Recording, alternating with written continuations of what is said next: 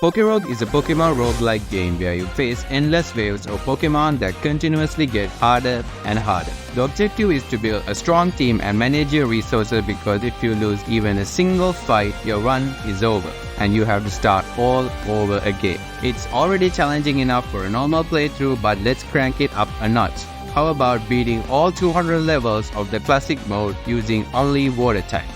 Is it possible to beat the whole game, or will water types get absolutely destroyed? Let's find out. Start off, you need to pick our starter team. Basically, you are given 10 points and must choose Pokemon in exchange for points. Normally starters cost 3 points, legendary costs like more than 6 points. Having played this game twice and losing them both, I have some experience with water types from the eggs I had, so I decided to avoid the typical water starters and I went with Shellos because of its insane ground typing, which is really helpful for a water type playthrough, and its egg move Bouncy Bubble, which is a really strong move which also heals the user.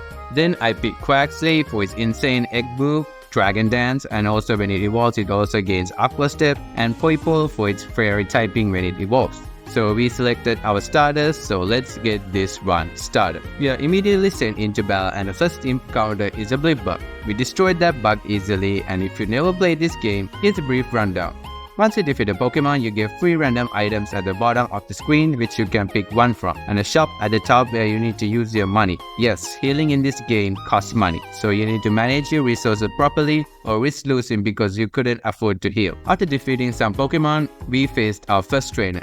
In everywhere there's a random chance to encounter a trainer, I don't know exactly the odds. We easily defeated the little kid, but our next opponent was a Shroomis, a grass type. I switched Quaxley, but it got destroyed by an Absorb. Poipole also faded really quickly, and suddenly we are in big trouble. I sent out Shellos and used its egg move Bouncy Bubble. It wasn't enough and Shroomish could easily heal it off with Absorb, but then the RNG smiled upon us. Shroomish went for Tackle instead. Shellos fired off another Bouncy Bubble and it critted, putting Shroomish in the red.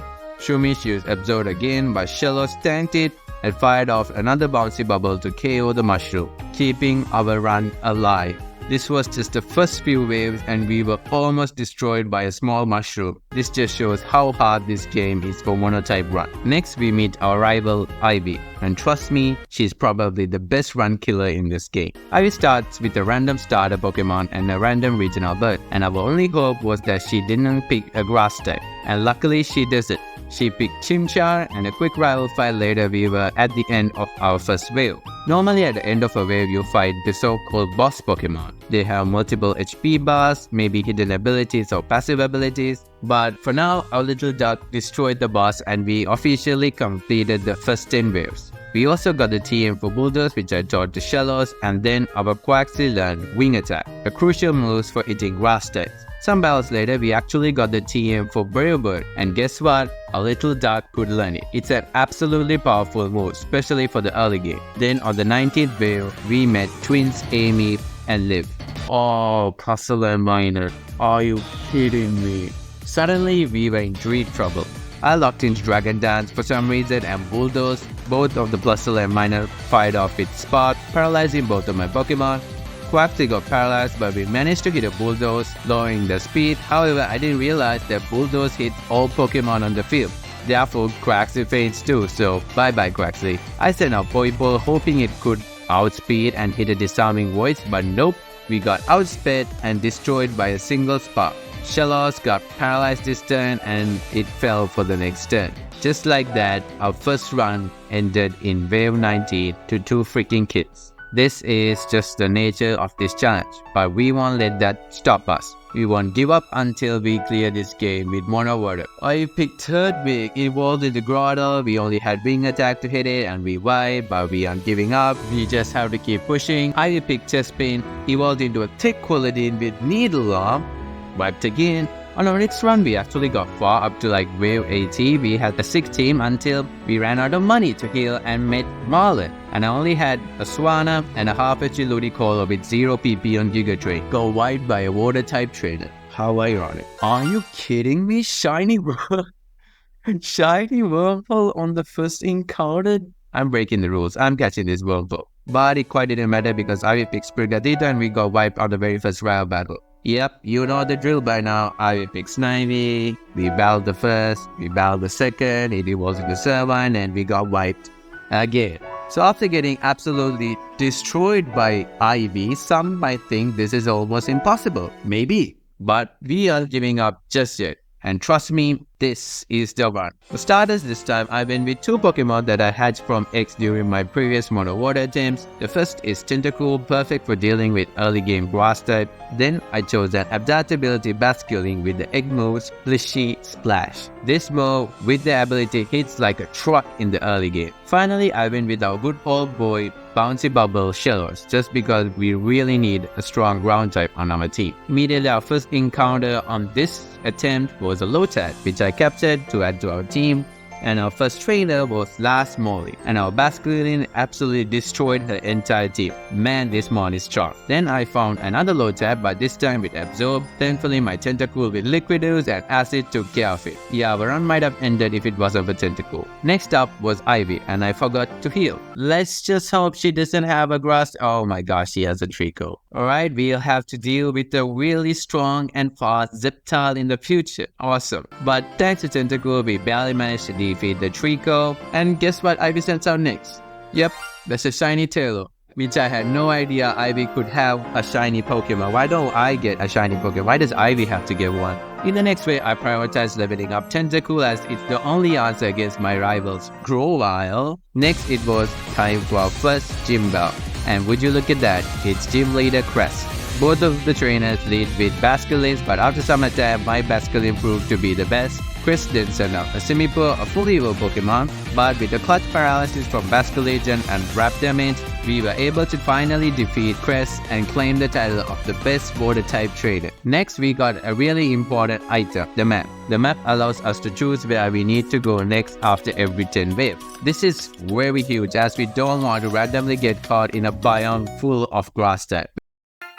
Time for Ivy round 2. This is where most of our runs ended and we aren't going to let it happen this time. I led with Basculin, but I couldn't let Basculin go down, so I switched Lotad, sacked it, which you would probably see this mon get sacked a lot of times. Trust me. I bought in Tentacool and hit the Grovyle with 2 acid, taking it down.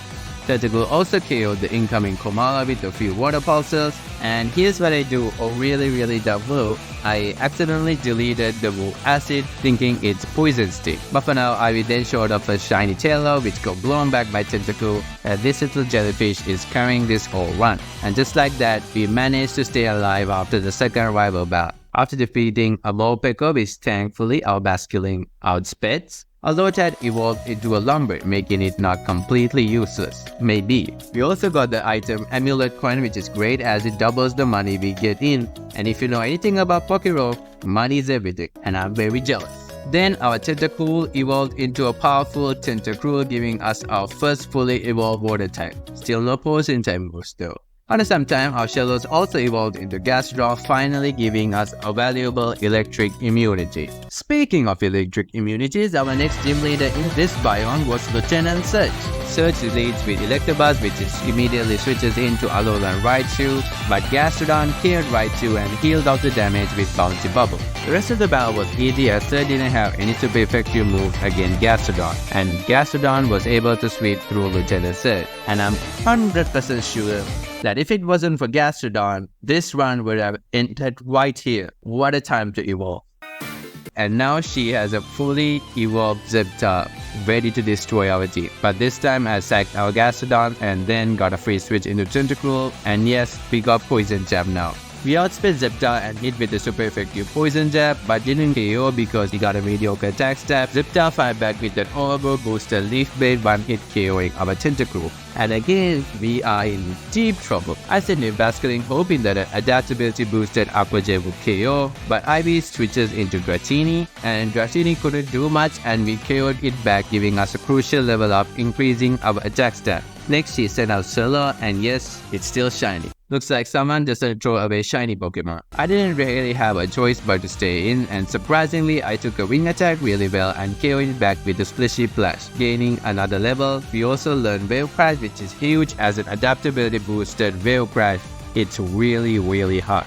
I finally sent out Zeptal, but I was confident that with the level ups we got, Aquajet would be able to KO Zeptar, and he surely did. Finally, she sent out a Komala and we one-hit KO'd it with our newly learned Wave Crash. We barely survived Ivy, and that just means we have now officially completed quarter of the game. We also found a water stone so we could finally evolve our Lombre into Ludicolo, not making it completely useless. Maybe. Our next biome thankfully was a wet biome, which was perfect for catching some water type. Though the encounters were really disappointing, we finally had a full team. In the same biome, we found another gym leader, and it was none other than Crasherwake. And time to show again who's the superior water type trader. Crasherwake led with the Tentacruel of his own, and I took big damage with Basculin's Wave Crash. Basculin fainted. Next he sent out Gyarados to counter my Gastrodon, so I switched into Ludicolo. Gyarados tried to hit me with a Hurricane, and although Gyarados has a pathetic special attack, this Ludicolo takes a big chunk from it, but we still managed to get 2 Giga Drains off before Ludicolo fainted. Then I sent out Tentacruel but Wake counter with an Empoleon. We exchanged some hit with Gyarados and things didn't go well, so I switched in Wishiwashi, who landed a big double edge on the incoming Floatzel, and I fainted. Finally, I was able to KO Gyarados. Next was Empoleon, and our boy Slowbro managed 1v1 that Penguin. Floatzel was next. I stayed in thinking Floatzel couldn't do that much. I used Supercell Slam. Still, we managed to live and get a yawn up. I switched into Gastrodon, make his Supercell Slam fail and lose half of the HP. God, this move sucked so much. Then I recovered once and KO'd Floatzel. Tentacruel was last. I stayed in, and for some reason Gastrodon was able to leave a quad effective Giga Drain and KO Tentacruel back. With that, we again proved who's the superior water type trade. Barely. Our next biome was also a wet biome, and finally some good mobs. I caught a Swampert, but it moves up. I tried catching a Quagsire, but Gastrodon decided that it needs to be the only water ground type on the team and crit the Quagsire to death. Awesome. But we caught another Swampert, and this time it wasn't so bad. So we replaced Wishiwashi with Swampert. After Slowbro was a Slowbro showdown, I decided to go to Graveyard as we had nothing to do touching grass. So far, all our members except our little boy Basculin were fully evolved, and I questioned why it hadn't evolved it. In one of my previous runs, Basculin evolved into Basculegion, and I didn't know how. So I opened the Pokerogue docs and checked how Basculin evolves, and it was just a normal level up evolution at level 40. But our boy here is beyond level 70, and I wondered why. And then it hit me. It's red. For those who don't know, only the white type Basculin can evolve, and I forgot to change its form in the starter selection frame. You're stuck with baby Basculin for the rest of the run. Oh look, it's Ivy again. Oh, I love to see her. Usual drama, Zeptar into Tentacruel, and this time she has an Archelodon. Are you kidding me? Not only this bridge resists water type moves, it also the perfect switch into Tentacruel as it immunes to poison type moves. So every time a Tentacruel comes in to KO Zeptar, Ivy can easily switch into Archelodon. And when I go Gastrodon, Ivy can switch into Zeptar and get a free kill. We need this bridge dead as soon as possible. Archelodon for some reason has Electroshock, but it wasn't that bad as I got a free switch into Gastrodon. And since Archelodon is locked into Electroshock, I was able to hit Earth Power, and just like I said, Ivy switched. But this time she stayed in for some reason and hit with the Terra Booster Leaf Stone, and surprisingly Tentacruel lived that. I tried to Sludge Wave again, but this time Ivy decided to switch for some reason. But it quite didn't matter because Arch was low, and with its poor speed def, I knew Surf would KO from this range. Ivy sent out Komala, and after a Slowbro exchange, I yawned and Ivy switched into Zeptar. And I switched in Swampert, not Ludicolo. This time nothing stopped our Sludge Wave, and Zeptar finally fell. Tentacruel also KO'd the Komala, the Shiny Swallow, and Florges. This rival fight was another Tentacruel sweep. I'm so glad I picked you, Tentacruel. A quick money fight later, we were in a cave. After quick destruction, we were officially level 100 and beyond, because again, this game's classic run ends at level 200, so you might see some style you've never seen before. After drowning every rock type and ground type in this biome, it took it personally, and the biome's boss Pokemon was a Ferrothorn, and I realized we are really weak to Ferrothorn. But with our level advantage and some cheats with muddy water accuracy drops, we managed to barely come out alive. I'm sure that's Ludicolo's first major kill. Way to go, Ludicolo. The next biome was also another wet biome. So I hope to catch and replace some Pokemon. Actually, there was nothing until the boss Pokemon, which was a Gyarados with Intimidate, and this one, trust me, was going to put in so much work. I replaced Swampert as I already had Gastrodon. The next biome was also wet, and we found a Quaquaval, a really strong mon, especially with Aqua Step. I caught it, and now it was time to decide who to replace. And I think the answer was clear. It's our little boy Basculin. Although Basculin hits like a truck, with Pokemon getting more and more tanky and faster, it was time to bid farewell to our boy.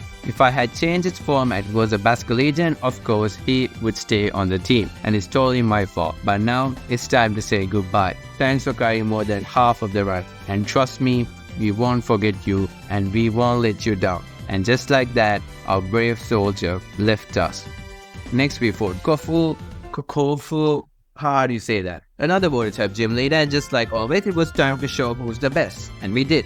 Nothing much happened here except that Kofu had a Drizzle Pelipper. Would have been great if he had one, but all in all, we proved that we are the best water type trainer around. I want revenge. The next rival fight comes at wave 145. To prepare, I plan to lead with Tentacles, so it should be on the field during wave 144. Oh my god, it's a kilowatt troll. I could easily switch into Gyarados, but that would mean leading with Gastrodon against Ivy, and that sucks. So therefore I decided to stay in with Tentacruel. Kilowattrel takes one Sludge Wave and hits massive damage with Discharge. Not only that, also paralyzing Tentacruel.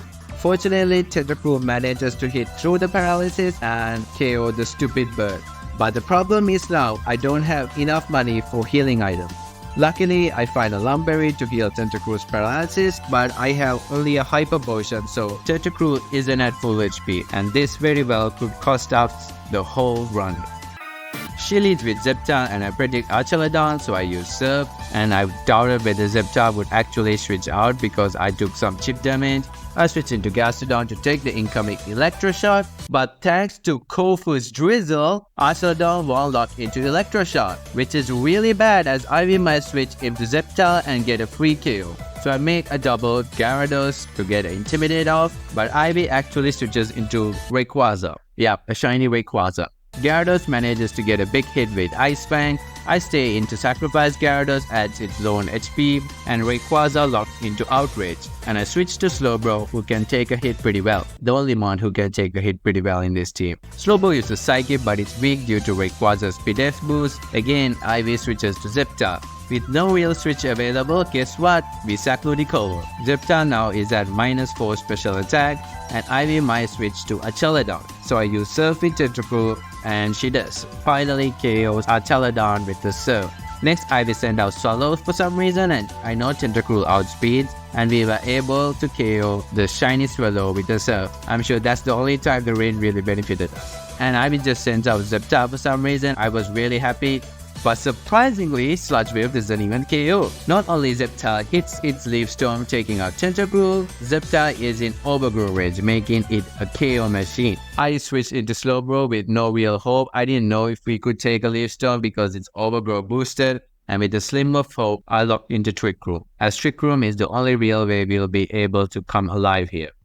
As Slowbro actually dodges Leaf Storm, which sets up the Trick Room, and Slowbro actually KOs the Zeptar with Psychic.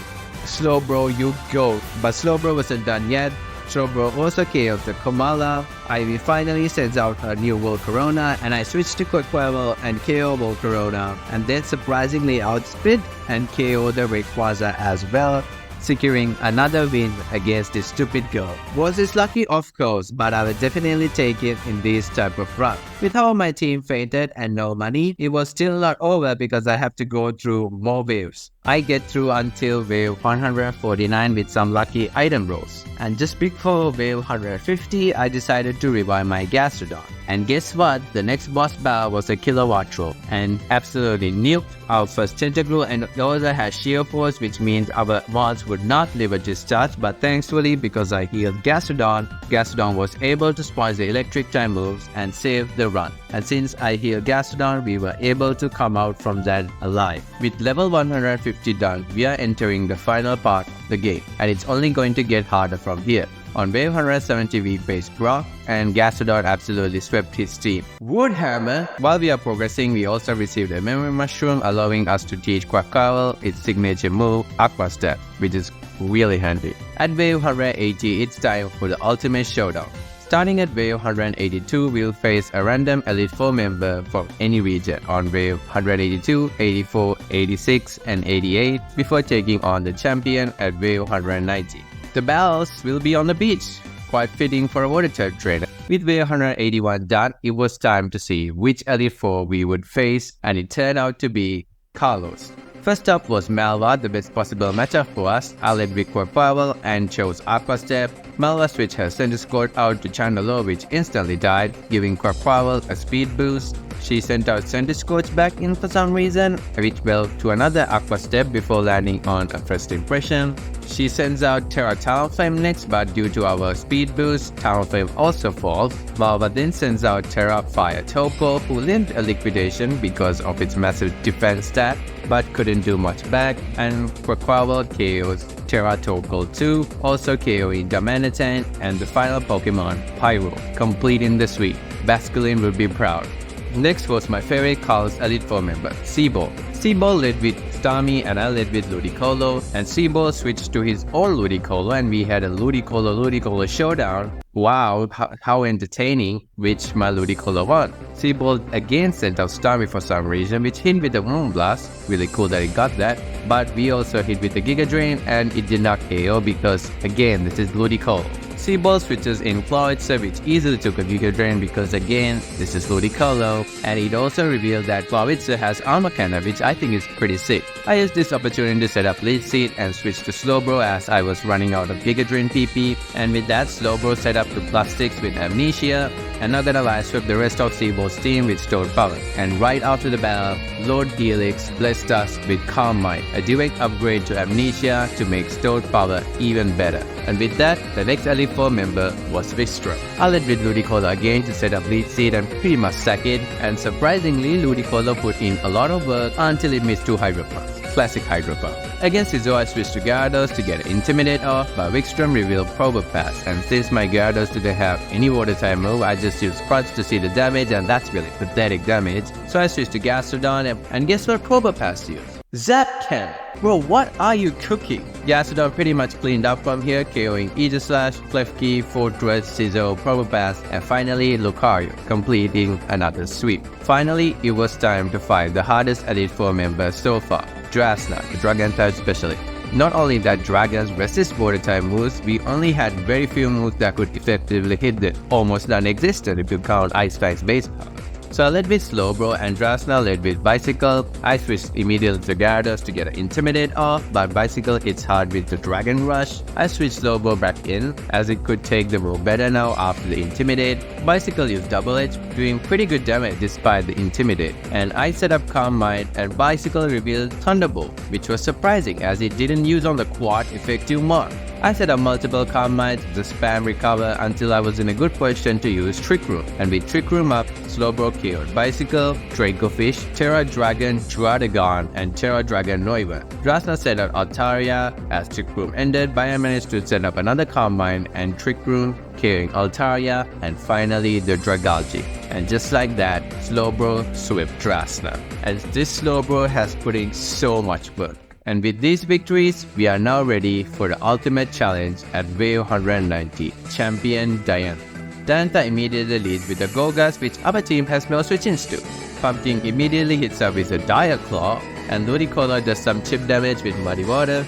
I decided to switch into Gyarados to get an Intimidate off and set up 2 Dragon Dances, successfully dodging all the Dire Claw hexes. Wow. And Georgia is finally faint, and Diantha immediately sends out another rock type, Terra Rock Aggron. And again, Gyarados has no water type move. So we hit with the Crunch and leaving the incoming Double Edge surprisingly, hit it with another Ice Fang dodging Stone Edge before hitting one final Ice Fang before Gyarados finally falls to a Stone Edge. Honestly, Gyara putting so much work. Then I sent out Slowbro to do what Bro was doing for the whole Elite Four. Then that switches into her Terra Dragon Goodra, and with Goodra's massive speed def, it will take a few setups to KO this thing. I set up another Calm Mind and Goodra misses a Thunder of all things. Why does this random mods have electric coverage? But this time Goodra hits a Thunder, and this time it also manages to paralyze us. Next we exchange Pump Thunders with our Calm Minds, and not gonna lie, this Goodra hit Thunders like it's nothing. I tried to set up a Trick Room but failed as Slowbro got paralyzed, and not wanting to risk another paralysis, I healed and dodged a Thunder, finally. And Goodra of course hits another Thunder because this guy doesn't care about accuracy. But finally I get the crucial Trick Room and we nuke Goodra with the stored power. Next she sends out her Mega Gardevoir who barely lives and hits us back with a crit Boom Burst, nuking our Slowbro. Boom Burst Pixelate Mega Guard is just insane. Guardy also got a special attack and speed boost, but because of our Trick Room, we can set out Tentacruel and hit it with the Sludge Wave. Diantha switches into Hawlucha for some reason, who gets instantly KO'd, and then Diantha switches into her Terra Fairy Xerneas. Yes, I said Xerneas.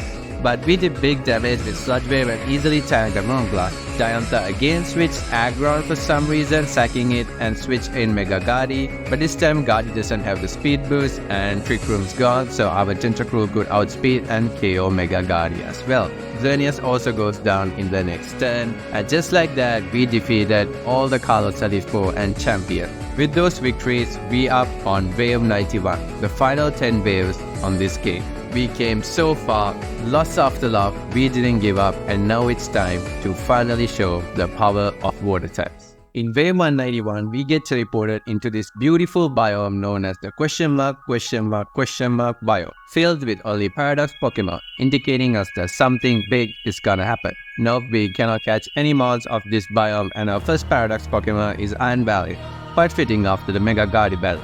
The next most important wave is Wave 195. And it's important because it's where the final showdown between Ivy takes place. So I must make sure I lead with Tentacruel on Wave 1 Iron Hands. Why? I had no option then to stay in and hope we would leave a very good attack stat Iron Hands Wild Charge. And we did on 1 HP. Man, that was so clutch. Just like always, we surf into Archaladon, switch into Gasodon, and since Archaladon is locked into Electro Shot, we can get a free Earth Power. Not quite enough to KO, but it doesn't really matter much. I switch back into Gyarados, expecting Sceptile or Rayquaza. Ivy, as I thought, switches, but this time it's not Rayquaza. It's a Mega Rayquaza. Yes, I repeat, Mega Rayquaza, the mon that was banned from even Ubers. We dealt the stream, multiple HP bars, and all of those items. Now to time the sack fest. Rayquaza is in -1 attack, so I switch in Quaquaval, sacked it, went Gyarados again to get off another Intimidate. You know where this is going. And when Ludicolo, Ray hits itself in confusion, and I try to get a lead seed, but of course Ludicolo being Ludicolo gets destroyed by a single Dragon Ascent even after -3 attack. Next I switch into Slowbro, our final hope, the only thing that can save our run. Ray hits an Outbreak, still doing big damage even after -3 attack because again it's the Mega Rayquaza. Ray hits itself in confusion again and we get rid of its first HP bar. But since we did that, Ray got an attack boost. So not at all the best outcome as Ray would hit even harder now. After exchanging some hits, setting up Calm Minds and recovering, Rayquaza again hits itself, and after setting up 4 Calm Minds, I decided that it's enough because just as I decided that and set up Trick Room, Ivy decided to switch into Sceptile. Talk about excellent timing. And it's time for the moment of truth. Can Slowbro KO this Sceptile? And we absolutely do. We got through all HP bars without no problems. Slowbro, you absolute GOAT.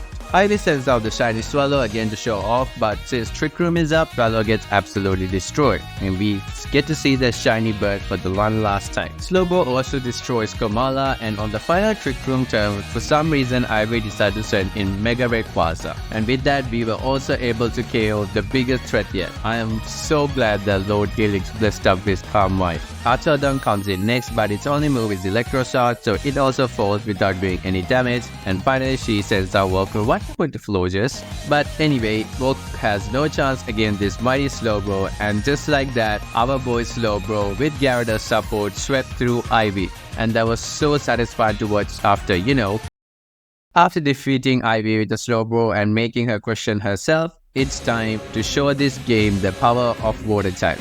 the final battle, Wave 200, the battle against the mighty Eternatus. To start, I lead off with Gastrodon and I immediately switch into Quaquaval to take the incoming Eternatus. Quaquaval, no doubt, absolutely gets destroyed, but this gives us a free turn to go Ludicolo and set up a lead seed, making sure that each turn we drain some HP. Next, I go Tentacool to take the incoming Sludge Bomb, and I use Wrap to take more chip damage. And with this combo, we were able to break 2 health bars of Eternatus. But on the next turn, Eternatus hits another Eterna Beam and down goes our Tentacruel. I switch Slowbro next to get a free Calm Mind, and on the next turn, Eternatus hits another big Eterna Beam and puts us on 4 HP. And not gonna lie, I completely forgot Eternatus got a special attack boost, and this single-handedly could have cost us the whole run. And with the lead seed damage, we break the last HP bar of its first phase. Yes, first phase. Because the real game starts now. Eternatus Eternamaxes and gain its Eternamax form and restored all of its HP, but to balance that out, the battle turns into a double battle now, sending out our Gyarados. And if you want to know how bulky this thing is, that's a +1 super effective Ice Fang, and this is +2 special attack and speed def boosted stored power. Man, this thing is bulky. So I decided to set up more with Calm Minds and Dragon Dances, but unfortunately, Gyarados gets crit, making sure it falls for the next turn. So I decided to double down on Eternatus, and guess what? Gyarados gets the clutch freeze with Ice Fang, completely neutralizing Eternatus. I'm so glad we had Ice Fang. And with Eternatus Poison, we exchanged some hit, putting it to its last 2 HP bars, but Eternatus heals off the damage with its berry, so I decided to set up another Calm Mind, and then I decided to fire off another Ice Fang. And Stored Power actually manages to cleanly KO Eternatus through all of its HP bar. That's just wild. And we got an achievement saying we did over 1000 damage, which is really crazy to think about. And Eternatus, just like that, falls to mighty Slowbro. And with the mighty Eternatus down, we can finally say that we completed Pokerogue's classic mode with only using water types.